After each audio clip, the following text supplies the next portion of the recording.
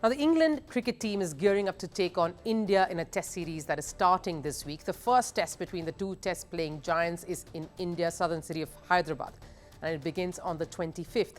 But even before we can size up the teams and tell you how the squads shape up and tell you the players to watch out for, which we will anyway do, the mind games and trash talking have started. We will get you more on that in just a moment. Now, there is a reason for these mind games. These two sides have always had a go at each other, many times in the past. The Jelly Beans incident featuring Ian Bell and Zahir Khan way back in 2007 comes to mind. James Anderson versus Ravindra Jadeja during the historic 2014 series. The many face-offs between Virat Kohli and the rest of the England opposition. And when it comes to Indian cricket, there's always rivalry that's steeped in bad blood, like India versus Australia. Rivalry owing to political baggage and a shared history, India versus Pakistan.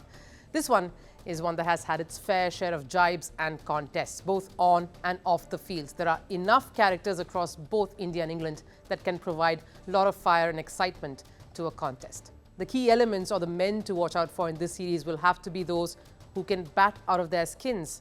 And of course, the spinners. These players will define how the series begins, takes shape and concludes. For India, the star batter and captain should have bearings on this contest. And of course, speaking of Virat Kohli, who is already in the chatter, and Rohit Sharma, for whom this will be a pivotal series in the lead.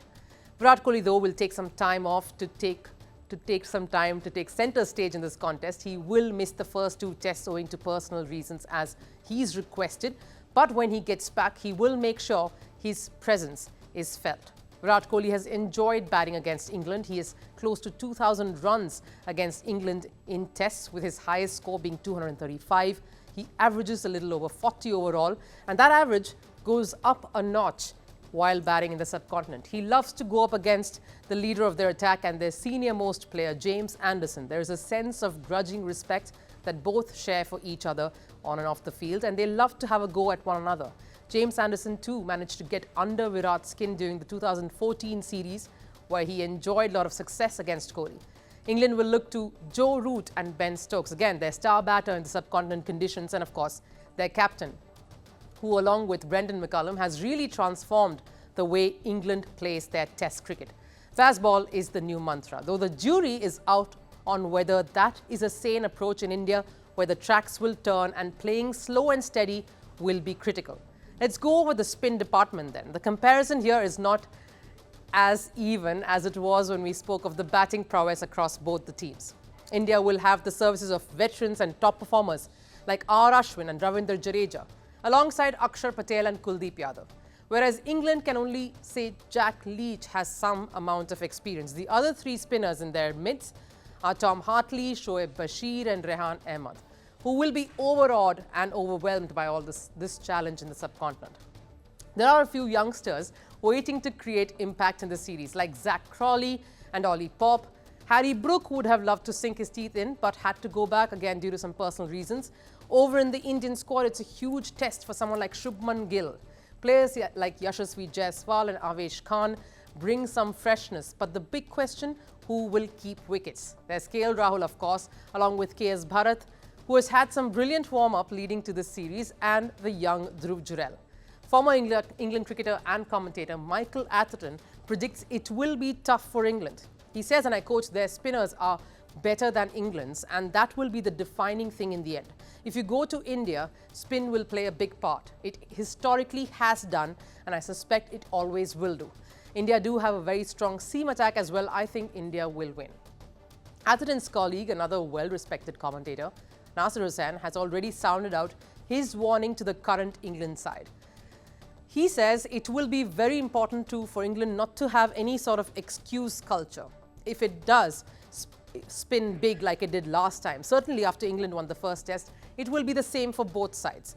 There can be no muttering about it being unfair or not good for test cricket. Indian fans are waiting to see baseball put to bed.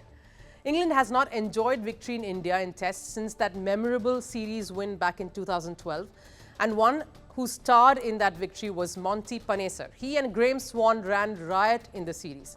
But Monty seems to have woken up quite a few of the fans and many other critics with comments on Virat Kohli and his advice to the current England side. Play with his ego and get psychologically stuck into him. They should also say things to him like, "You guys are chokers when it comes to the final." They should sledge him on those lines because Stokes has won the ODI and T20 World Cups and Kohli has not, and that is going to mentally pinch him. Well, Virat Kohli has won an ODI World Cup, just not the last one, but talk about the wrong kind of advice. We have seen enough examples in the past of Virat Kohli enjoying the sledging, reveling in the banter, and everyone has witnessed that bringing out the best in him. You just have to go and ask Australia. Sure, he was not able to turn things around in 2014, even though he fought hard. It was the series MS Dhoni retired from Test cricket during. But India managed to turn it all around just a few years ago with Virat Kohli and Ajinkya Rahane leading India to a historic series win against Australia in Australia. You don't poke a bear, they say. Monty Panesar might have just done just that. Former India captain and commentator now Sunil Gavaskar has responded saying, "Virat ball over Baz ball any day." All of these chatter on the sidelines is setting up the action to follow rather nicely. Should make for a very intense contest that's coming up in just a few days.